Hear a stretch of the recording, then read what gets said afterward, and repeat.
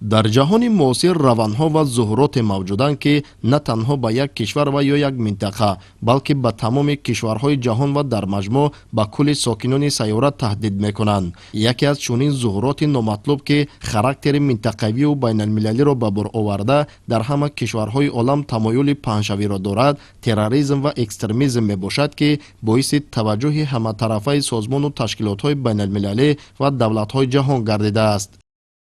Терроризм ва экстремизм ҳамчун як падидаи номатлуб дар ҷомеаи башарӣ рӯз то рӯз авҷ гирифта истодааст ва оиди мубориза алайҳи ин падидаи номатлуб аз ҷониби ҷомеаи шаҳрвандӣ, давлатҳои сайёра ва бахусус Тоҷикистони соҳиби истиқлол чораҳои муассир рӯи кор оварда истодааст.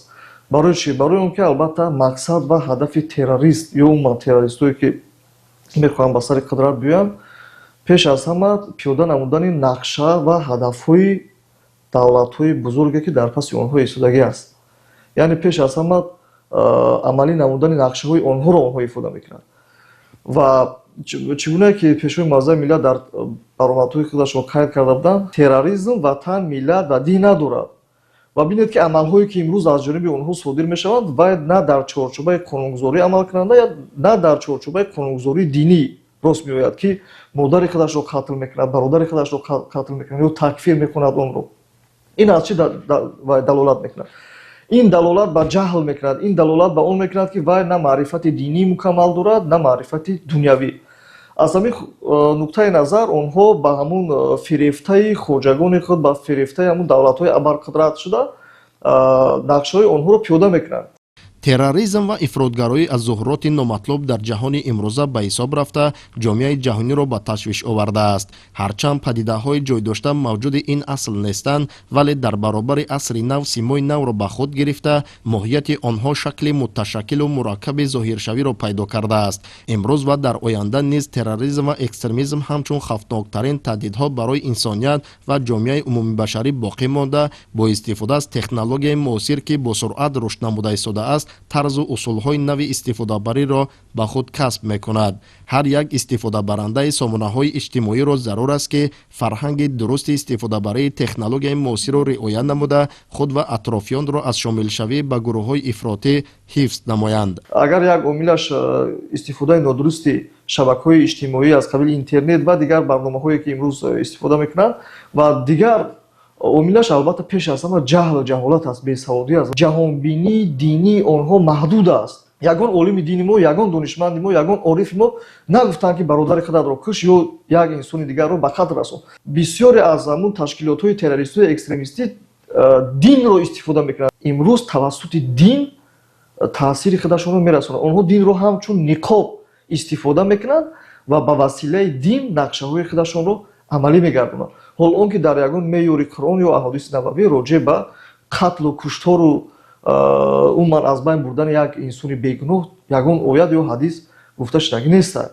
ва ҷавононе ки маърифати динӣ надоранд, маърифати илмӣ надоранд, маърифати дунявӣ надоранд, албатта вақте ки онҳоро гӯш мекунанд, онҳоро тамошо мекунанд, шифтаи онҳо мешаванд, ба онҳо дода мешаванд. чунки терроризм ва экстремизм пеш аз ҳама ба шуъури онҳо, ба психологияи онҳо таъсир мерасонад. яъне онҳоро як намуд мағзшӯӣ мекунад ки онҳо қодир бар он мешаванд ки худашонро тарк кунанд, худашонро қурбон кунанд.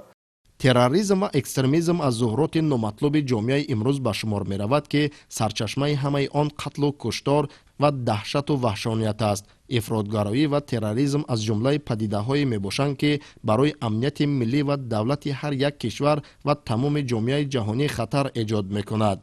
онҳое ки ба ҳизбу ҳаракатҳои хусусияти террористиву экстремистӣ дошта дохил мешаванд, шахсонеанд ки саводи кофии диниву дунявӣ надошта, оқибати даҳшатбори ин вабои асрро дарк карда наметавонанд. дар ягон сарчашмаи таърихӣ исбот нашудааст ё ки дарк нагардааст ки миллати тоҷик ҳамчун як миллати террорист бошад ё экстремист бошад. миллати тоҷик аз ибтидо миллати сулҳофар буд, миллати дӯст буд, миллати тамаддунофар буд ва имрӯз моро месазад ки албатта чунин таърихсозии худро бори дигар эҳё кунем ва бар зидди ан ҳамин гуна ҷинояткорӣ, амалҳои номатлуб ки бар хилофи суботи сиёсӣ ва амнияти миллии кишвар аст мубориза барем ва ҷавононро дар ҳамин рӯҳия тарбия намоем. мавриди зикр аст ки терроризм ва ифротгароӣ аз зуҳуроти номатлуби ҷомеа ба шумор рафта оқибатҳои нохуш ба бор меорад. ин зуҳуроти номатлуб алалхусус миёни бархе аз ҷавонон ба яке аз муаммоҳои рӯз табдил ёфта оқибатҳои ногувори он тамоми башариятро ба ташвиш овардааст. бо мақсади мубориза алайҳи ин падидаи номатлуб дар тоҷикистон якчанд стратегияҳои давлатӣ, барномаҳои давлатӣ қабул карда шудааст, ки ҷомеаи шаҳрвандии тоҷикистонро бахусус ҷавононро водор менамояд, ки бар зидди ин вабои аср бояд мо дастаҷамъона мубориза барем, чунки мубориза бурдан алайҳи ин падидаи номатлуб ин танҳо вазифаи як мақомотҳои қудратӣ нест, бояд вазифаи ҷонии шаҳрвандони ҷумҳурии Тоҷикистон бошад. яъне ҳифзи арзишҳои миллӣ, ҳифзи фарҳанг, ҳифзи амнияти миллии кишвар, ваҳдат, суботи сиёсӣ ин вазифаи муқаддаси ҳар як шаҳрванд ба ҳисоб меравад. мо насли ҷомеаи имрӯзи тоҷикистони соҳибистиқлол бахусус ҷавононро ки ҳамчун нерӯи пешбаранда ворисони асилу арзандаи миллату давлат ва созандагони имрӯзу фардои ватан дониста мешаванд, зарур аст ки бо ҳисси баланди ватандӯстӣ чун нерӯи бузурги созанда ва чун сипари боэътимоди давлат бар зидди ҳама хатари терроризму экстремизм бо роҳҳои пешбининамудаи қонунгузорӣ мубориза барем ва дар ободиву осоиштагии тоҷикистон ташаббускор бошем. худойдоди раҷаб, абдурозқи раҳмон, улуғбеки карим барои барномаи ахбор.